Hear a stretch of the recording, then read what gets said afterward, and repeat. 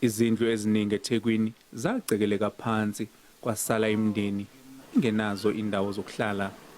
Imindeni ekhoseliswe emahholo kanye nasemasontweni, abanye bahlaliswe omakhelwane. Kodwa manje baphelelwa ukudla kanye namanzi. Undunankulu wesifundazwe kwaZulu-Natal uSihle Zikalala uthi ipayipi eliphakela amanzi izindawo eziseningizimu yeTheku lizolunga maduze. Amanzi abengakho even esibhedlela ePrince Mshiyeni bekudinga hanjiswe ngeinqola.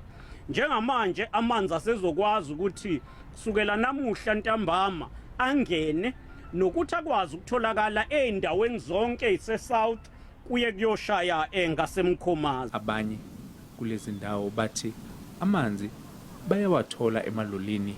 Sebenzi abakwazi ukuthi bathole amanzi, lento iba nomthelela kwi-service delivery. Uhulumeni uthi uzokwakha izindlu zesikhashana ezizohlala imindeni engu-4,396.